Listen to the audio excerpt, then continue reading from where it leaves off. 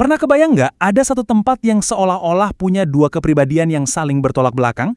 Di satu sisi, dia adalah kekuatan alam yang mematikan, tapi di sisi lain dia juga pusat peradaban dan spiritualitas kuno. Kok bisa ya?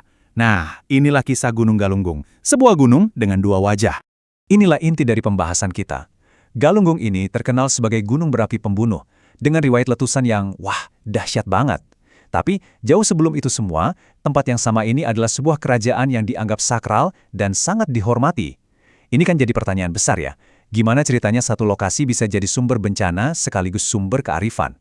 Yuk, kita bedah misteri ini. Oke, untuk paham kekuatannya, kita perlu lihat dulu dasarnya secara geologis. Galunggung ini adalah stratovolcano. Gampangnya, gunung yang dibangun dari lapisan-lapisan letusan dahsyat di masa lalu. Lokasinya pas banget di cincin api Sunda, salah satu zona vulkanik paling aktif di planet ini. Jadi secara ilmiah, ya nggak heran kalau dia punya potensi kekuatan yang luar biasa. Sekarang, mari kita lihat wajah pertamanya. Wajah yang penuh api dan amarah. Sejarahnya itu isinya kronik kehancuran, jadi pengingat buat kita kalau di bawah permukaannya yang kelihatan tenang, ada raksasa yang bisa bangun kapan saja. Kalau kita lihat sejarah modern Galunggung, ada pola yang cukup bikin was-was. Mulai dari bencana paling mematikan di tahun 1822, disusul letusan-letusan lain yang terus merusak, sampai puncaknya di tahun 1928 yang jadi sorotan dunia. Ini bukan cuma rangkaian kejadian acak loh, tapi sebuah pola aktivitas yang nggak bisa kita abaikan. Coba kita mundur dulu ke tahun 1822. Ini bukan sekedar letusan biasa, tapi salah satu bencana vulkanik paling dahsyat yang pernah tercatat di Jawa. Skala kehancurannya itu masif banget, sampai bisa mengubah peta geografi dan takdir ribuan orang untuk selamanya. Di balik bencana ini, ada angka yang bikin merinding, lebih dari 4.000 jiwa melayang. Ini bukan cuma statistik. Ini 4.000 cerita yang tamat, ribuan keluarga yang hancur, dan komunitas yang musnah dalam sekejap. Dan kehancurannya nggak berhenti di situ, sebanyak 114 desa rata dengan tanah. Coba bayangin, seluruh pusat kehidupan, rumah, dan mata pencaharian lenyap begitu aja ditelan amukan gunung. Biar kebayang sekuat apa letusannya, aliran laharnya, itu loh semacam tsunami lumpur vulkanik panas, batu, dan air menerjang sejauh 40 km dari puncak. 40 km. Ini bukti kalau energi yang dilepaskan itu benar-benar dahsyat, menghancurkan apapun di jalurnya. Nah, kita lompat 1,5 abad kemudian ke tahun 1982. Galunggung batuk lagi. Dan kali ini dampaknya melintasi batas negara. Letusan ini nggak cuma mengguncang Jawa Barat, tapi juga seluruh dunia penerbangan. Tiba-tiba, nama Galunggung jadi berita utama global. Letusan kali ini kayak maraton kehancuran, berlangsung hampir 9 bulan non-stop. Bayangin, abunya dimuntahkan tinggi banget sampai nembus lapisan stratosfer, memaksa 40.000 orang harus mengungsi, dan bahkan sampai menghancurkan sebuah gunung baru yang terbentuk dari letusan sebelumnya. Dan ini dia momen yang paling dramatis. Sebuah pesawat Boeing 747 British Airways terbang menembus awan abu yang ternyata nggak terdeteksi radar. Akibatnya, keempat mesinnya mati total di ketinggian 37.000 kaki. Pesawat itu meluncur turun dalam keheningan total sebelum pilotnya berhasil menyalakan kembali mesinnya. Ini jadi semacam panggilan buat seluruh industri penerbangan dunia. Tapi, di balik semua kehancuran ini, ternyata tersembunyi identitas yang jauh lebih tua.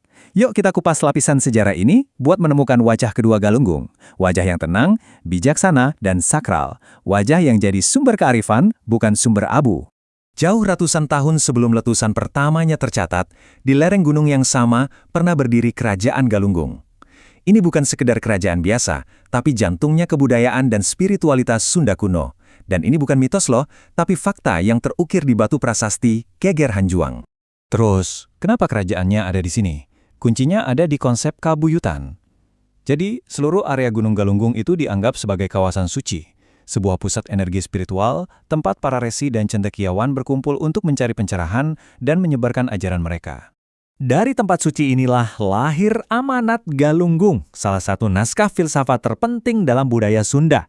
Isinya bukan tentang kehancuran, tapi tentang moralitas, kepemimpinan, dan harmoni kehidupan. Ironis banget ya, dari gunung yang bisa memuntahkan api, justru lahir warisan intelektual yang mencerahkan. Jadi gimana caranya kita bisa mendamaikan dua identitas yang kelihatannya berlawanan ini, gunung pembunuh dan pusat spiritual? Nah, disinilah legenda bertemu dengan lava, menciptakan sebuah narasi yang jauh lebih kompleks dan menarik. Di sini kita bisa lihat bagaimana dua dunia ini hidup berdampingan. Fenomena yang sama dilihat dari dua sudut pandang. Secara ilmiah, letusan itu ya soal tekanan magma. Tapi dalam legenda, itu adalah teguran alam. Danau Kawah adalah kaldera berisi air, tapi bagi masyarakat, itu situs sakral. Tanah yang subur, itu endapan lahar, tapi bagi mereka, itu adalah berkah setelah amarah. Dua cara untuk memahami dunia yang ternyata bisa berjalan beriringan. Inilah paradoks utama dari Galunggung. Kehancuran ternyata melahirkan kehidupan baru, material vulkanik yang sama yang memusnahkan segalanya, pada akhirnya berubah menjadi tanah yang sangat subur. Ini adalah siklus abadi gunung ini. Amarahnya membawa kematian, tapi warisannya justru menopang kehidupan. Dampak Galunggung ternyata nggak berhenti di lerengnya aja. Kisahnya telah bergema ke seluruh dunia, meninggalkan warisan abadi yang mengubah cara kita hidup dan berpikir, bahkan sampai hari ini. Saat ini, Galunggung telah bertransformasi. Dia bukan lagi hanya gunung berapi atau situs kuno. Dia telah menjadi destinasi wisata yang indah, laboratorium alam yang vital bagi para ilmuwan, dan yang terpenting, tetap menjadi simbol budaya dan spiritual yang hidup bagi masyarakat Sunda. Tapi, warisan global terbesarnya mungkin adalah ini. Ingat insiden British Airways tahun 1982 tadi? Kejadian itu memaksa industri penerbangan untuk secara radikal mengubah cara mereka mendeteksi dan menghindari abu vulkanik. Jadi, protokol keselamatan yang lahir dari amukan Galunggung kini melindungi jutaan penumpang pesawat di seluruh dunia setiap harinya. Pada akhirnya, Galunggung adalah keduanya sekaligus. Dia adalah tugu peringatan abadi atas bencana yang pernah terjadi. Tapi, dia juga sebuah monumen ketangguhan, baik ketangguhan alam untuk pulih, maupun ketangguhan manusia untuk belajar dan beradaptasi dari tragedi. Jadi, inilah dua wajah Gunung Galunggung. Di satu sisi, ia adalah sumber legenda lokal yang kaya akan kearifan kuno. Di sisi lain, ia adalah katalisator yang tidak terduga untuk perubahan global yang fundamental. Dua identitas ini, yang kelihatannya bertentangan, sebenarnya adalah dua sisi dari cerita yang sama. Kisah Galunggung ini mengajarkan kita bahwa setiap tempat punya banyak lapisan cerita. Ini jadi bikin kita bertanya-tanya, kira-kira kisah tersembunyi apa ya yang ada di tanah yang kita pijak setiap hari?